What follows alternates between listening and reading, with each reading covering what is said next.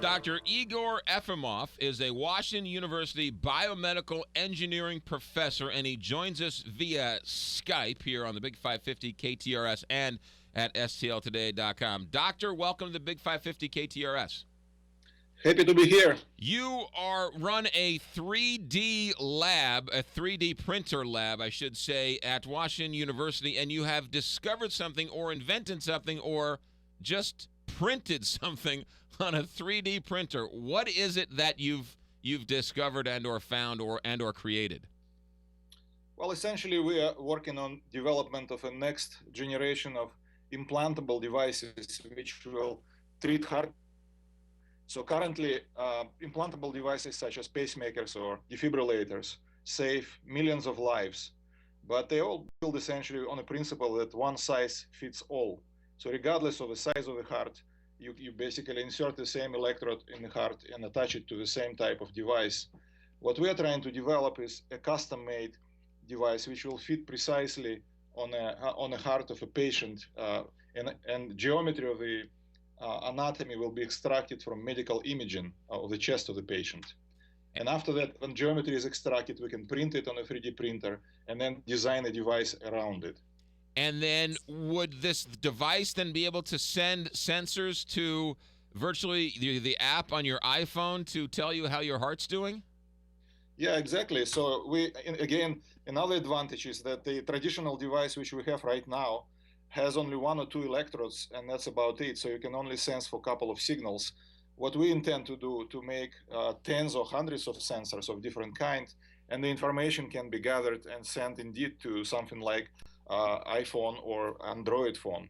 Okay, what would this sensor, because people are still trying to wrap their heads around this 3D printing idea, what would this device be printed of, and you would actually explain to people that you'd actually print this device and then implant it into somebody? Well, first of all, the first step, actually, you will print the heart itself. So like I said, you take MRI scan of a patient's chest, then using computer imaging technology, you will extract the image of the three-dimensional image of the heart, and then you print it on a 3D printer to reproduce the shape of the heart. And the shape of each heart is different. We all have hearts, but they're all different. And then based on this particular anatomy of particular patient's heart, on top of this anatomy already printed in plastic, we will then print actual device, which is a two-dimensional membrane, which is very flexible and stretchable, and on which we can also deposit print electronic circuit, which also will be flexible and stretchable. Where do you go to Office Max and get a membrane cartridge? Where do you get this stuff to then put it in the printer to then print it?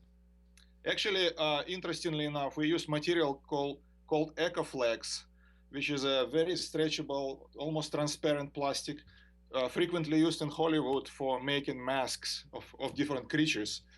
And that's the same type of material which is biologically compatible with human body, which we can use to print this membrane on which we deposit our electronic circuit. Dr. Igor Efimov is a Washington University biomedical engineering professor. Doctor, how far are you along in this procedure? Well, the traditional approach, when you have only one or two electrodes, is already, of course, used, and we are designing devices as we speak, but more high-definition, high-throughput devices, which will be employing tens or hundreds of electrodes and sensors. I'm afraid that it's still 10 to 15 years from the market. So, Dr. Efimov, would this be for people at risk, heart patients, or could this be for any person that could have this implanted in them?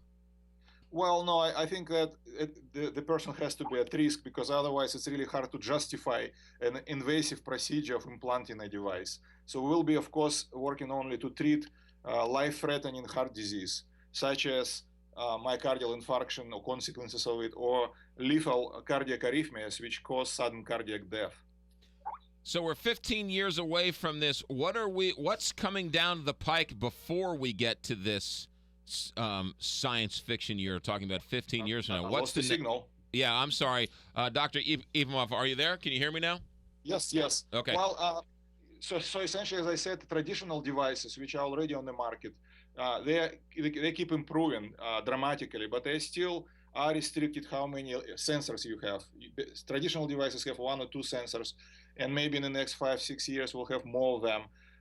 But like I said, this really revolutionary breakthrough technology, such as what we are developing with many sensors of different kind, it is 10 to 15 years, not less. We are at the point where we've heard stories where doctors and hospitals have printed different things already and have implanted them into human beings, correct?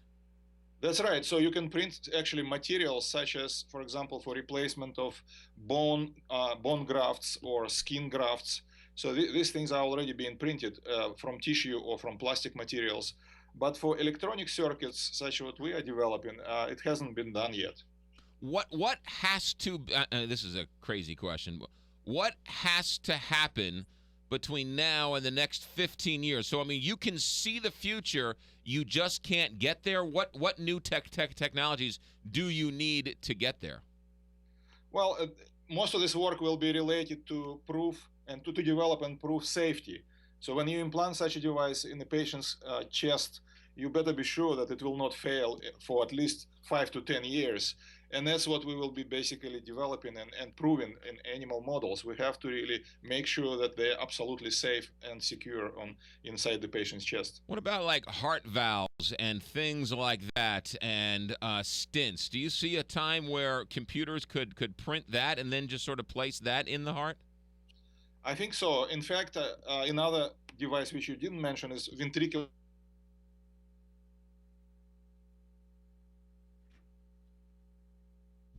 We seem to have lost the good doctor. We can implant electrodes into your heart, but their Skype connection is not what it used to be. I think he's. Oh, there he is. Doctor, are you there? Okay, yeah. I'm sorry, doctor. Go ahead.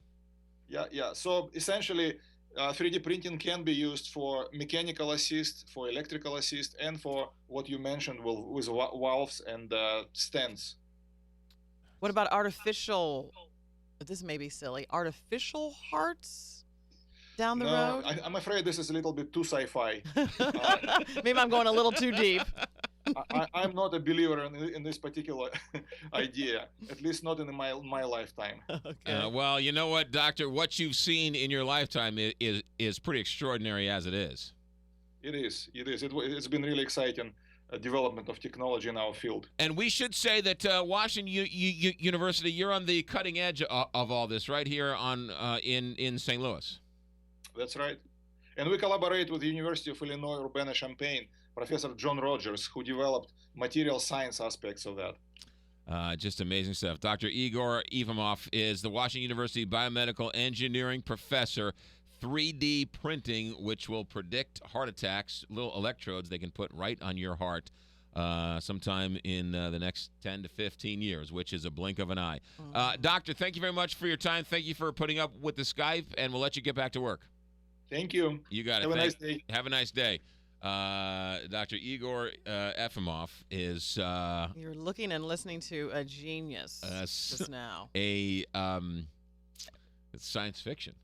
I know. And to tell you the truth, 10 to 15 years away is not far. And who's to say that they will be able to develop something like that perhaps even sooner than that? 9/11 was 2001. Exactly. That was 13 years ago. Yes. Yeah, no, it's a blink of an eye. 8:46 here. Traffic and weather straight ahead. Big 550.